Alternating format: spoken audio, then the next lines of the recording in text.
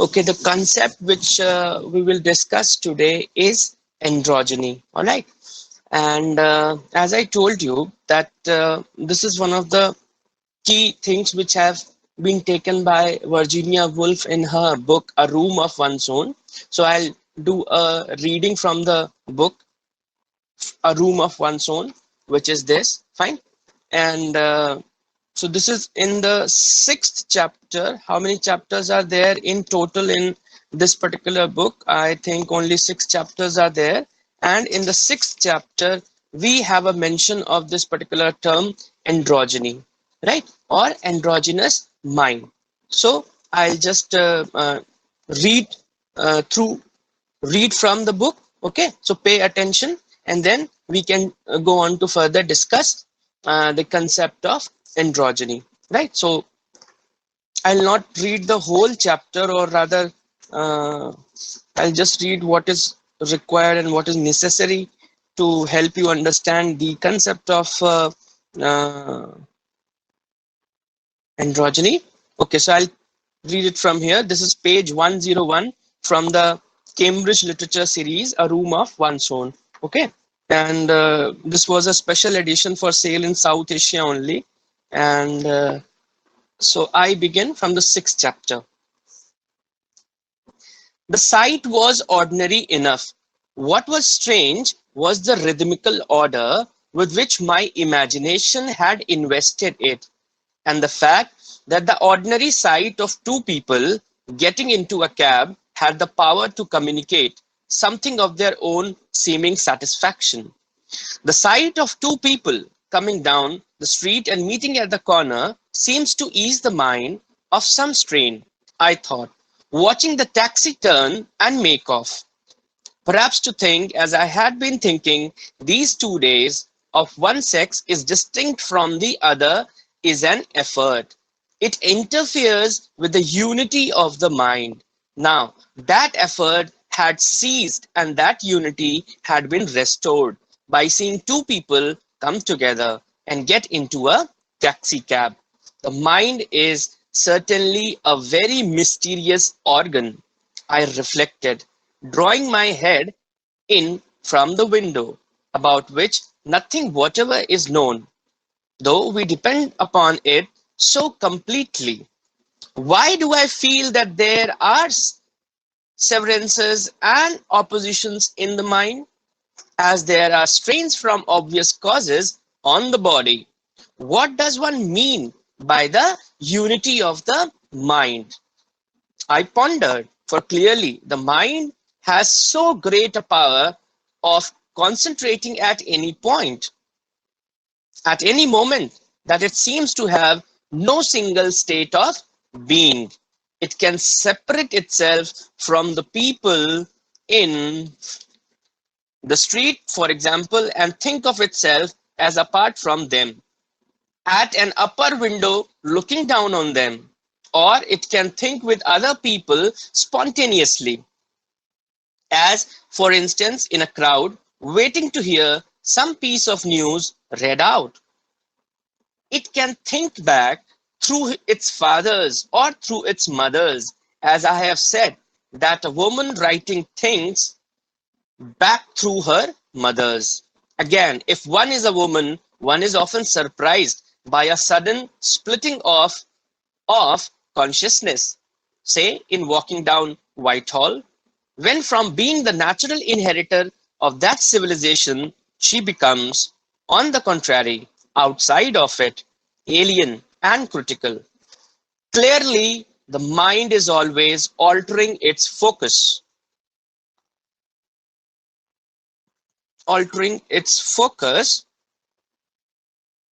okay, and bringing the world into different perspectives.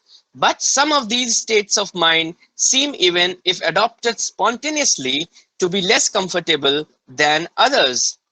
In order to keep oneself continuing in them, one is unconsciously holding something back. And gradually the repression becomes an effort. But there may be some state of mind in which one could continue without effort, because nothing is required to be held back. And this perhaps I thought coming in from the window is one of them. For certainly, when I saw the couple get into the taxi cab, the mind felt as if after being divided, it had come together again in a natural fusion. The obvious reason would be that it is natural for the sexes to cooperate. One has a profound, if irrational, instinct in favor of the theory that the union of man and woman makes for the greatest satisfaction, the most complete happiness. But the sight of the two people getting into the taxi and the satisfaction it gave me made me also ask whether there are two sexes in the mind corresponding to the two sexes in the body, and whether they also require to be united in order to get complete satisfaction and happiness. And I went on amateurishly to sketch a plan of the soul so that in each of us two powers preside, one male, one female. And in the man's brain, the man predominates over the woman. And in the woman's brain, the woman predominates over the man. The normal and comfortable state of being is that when the two live in harmony together, spiritually cooperating. If one is a man, still the woman part of the brain must have effect, and the woman also must have intercourse with the man in her. Coleridge perhaps meant this when he said that a great mind is androgynous.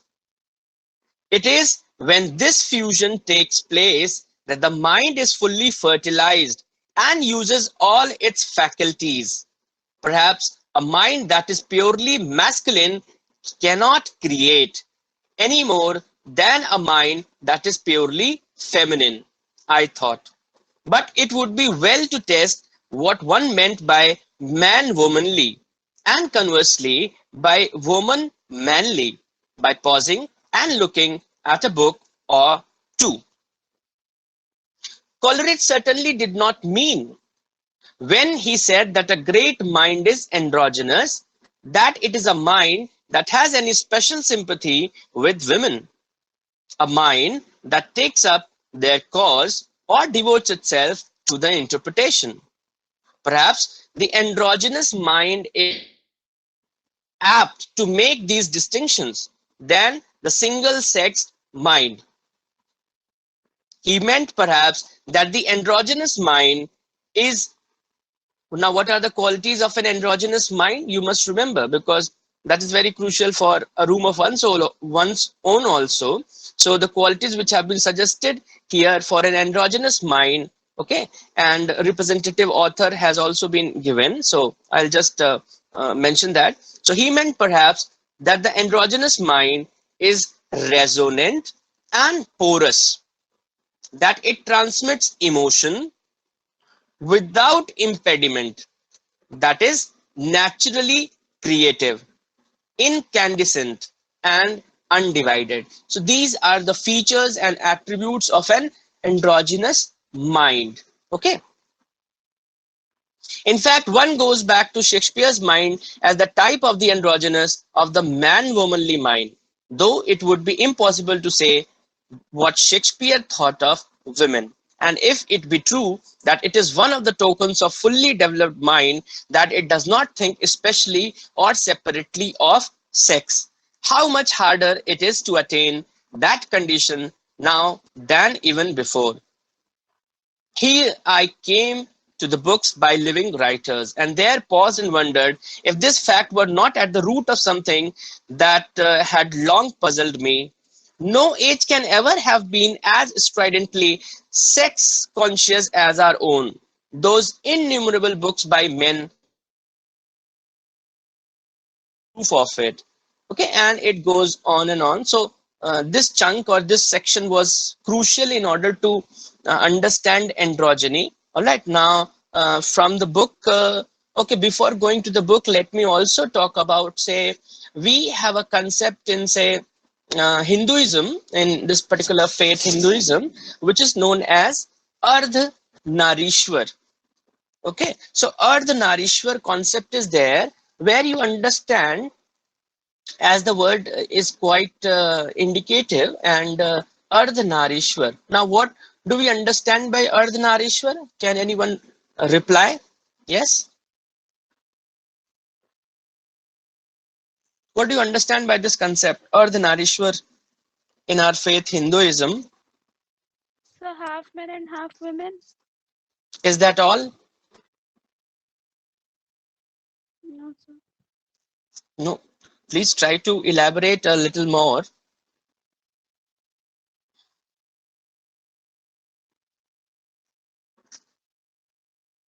From the discussion, and like I will give you examples also.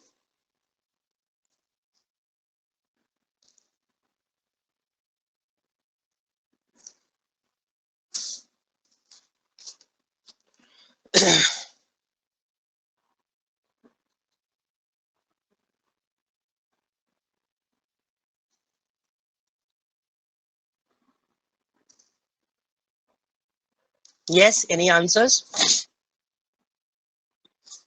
So I'll leave you with that notion of Ardhanarishwar as of now.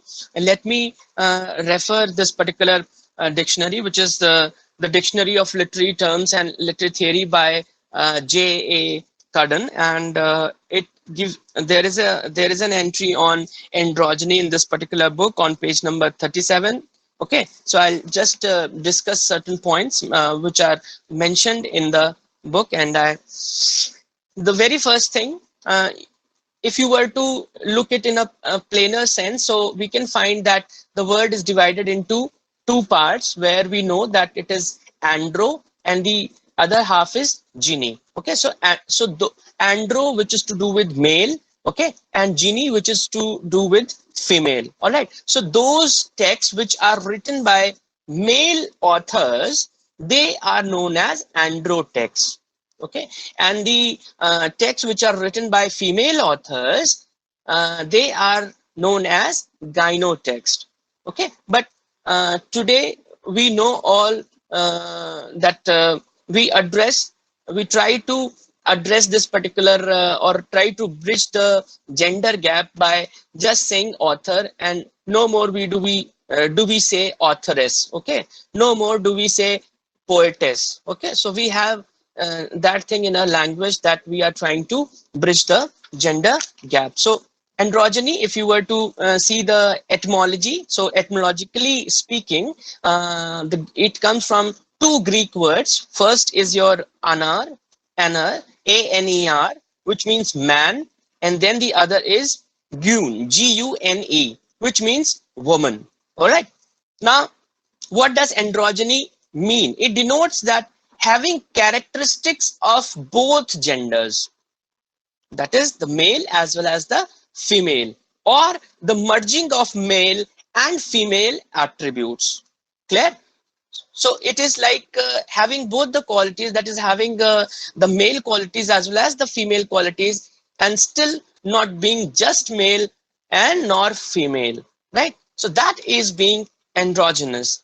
And some at times few say synonyms which have been there, which comes to your say you can have a look at them, which are hermaphroditism and bisexuality. So the idea of androgyny has a long tradition. As I told you, that it can be found in Hindu mythology. Okay, so in Hindu mythology, when we see the concept of Ardhanarishwar, uh, so how or what why are we relating this to this discussion on androgyny? Okay, Ardhanarishwar simply means that uh,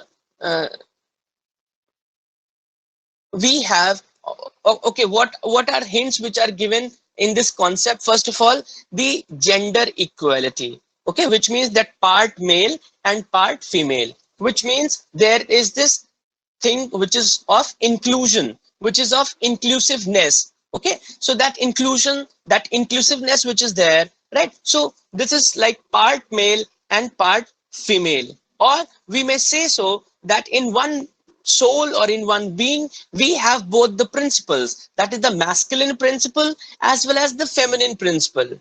Okay, or we can also say that we have the two ideas, which is the notion of purush and the notion of prakriti. Okay, so in one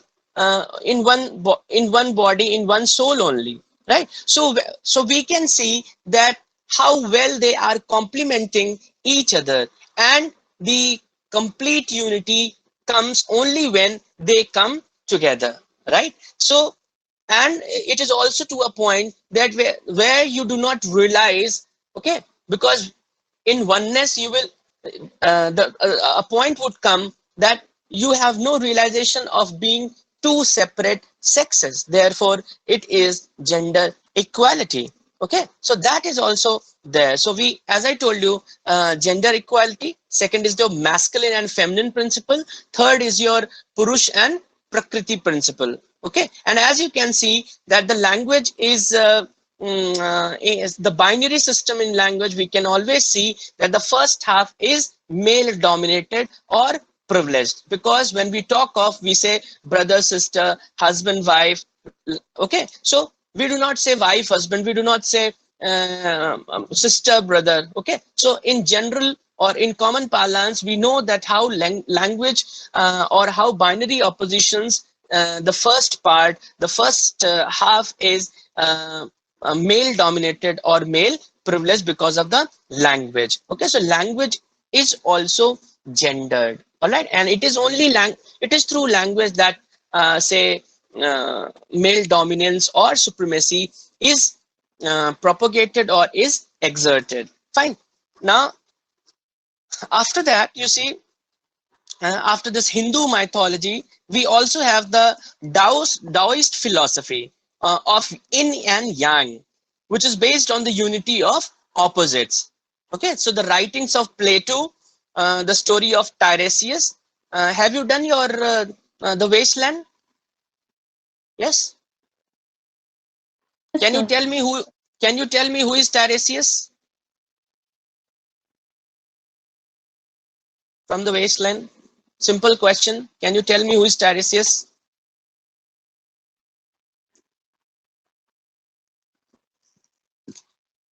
Okay, then it is a time for you to go through the text all over again. Yes. Well, let me contextualize in the say why in the discussion of androgyny, which is, you see, we have the story of Tiresias in Ovid's Metamorphoses. Okay, in the work of Renaissance writers and in Freud. In Plato's Symposium, for example, Aristophanes tells the story of the double beings who were male, who were female, female, and male, female, before they were split in half by Zeus out of fear of competition. Since then, humans have longed to return to this primal state of wholeness, primal state of unity, to that of one composite being, and have yearned to be reunited with the other lost half. So you see, it is important to have this uh, inclusion, okay, this thing of inclusiveness, that is having both the aspects in your personality. Okay, we also find accounts from literature. I'll give you examples mentioned from the book itself, mentioned in the book itself. So we have John Donne's love poetry, which is characterized by androgynous reunion. Okay, and this is particularly evident in his poems on the merging of lovers. For example, we have an epithalamion, okay, which are wedding songs, epithalamion and prothalamion. When you read it, in fact, you have already read Edmund Spenser. So these are wedding songs. Then we have the canonization, the ecstasy, the undertaking. All of these poems by John Donne, they give you an example of an androgynous reunion. Okay, then we have the theme of androgyny, which is also there in Shakespeare's plays, and only one author, which Virginia Woolf says that he must, or rather he has that androgynous mind and various features which she tells that what are the features of an androgynous mind, which is resonant, okay, porous, transmits emotion without impediment, without any obstruction, and is naturally creative, incandescent, and undivided. So these are the features what we can find in Shakespeare's plays, right? Then, okay, from which plays we have, for example, we have Ariel in the Tempest, then we have the cross-dressing in As You Like It, and then Two Gentlemen of Verona, and in the work of Virginia Woolf, of course, which I have been mentioning. So in Virginia Woolf, we have Orlando, and then the book A Room of One's Own, from which I read the extract from chapter 6 of the book, and then we have another work, To the Lighthouse, okay, which is also very popular for this technique of stream of consciousness. Fine. And then the book discusses that there are other recent instances that one should mention, one should mention, and which are Ursula Le Guin's science fiction novel, The Left Hand of Darkness. It presents the people called the Gethenans, who do not see one another as men or women. Okay, and then we have another novel by Jeanette Winterson. It is named as The Passion and written on the body. Okay, and one more example, which is by Jeffrey Eugenides novel Middlesex. Fine. So you can also, while looking at this particular term androgyny, you can also look for this gender theory. Fine. So these are various things which are related to androgyny.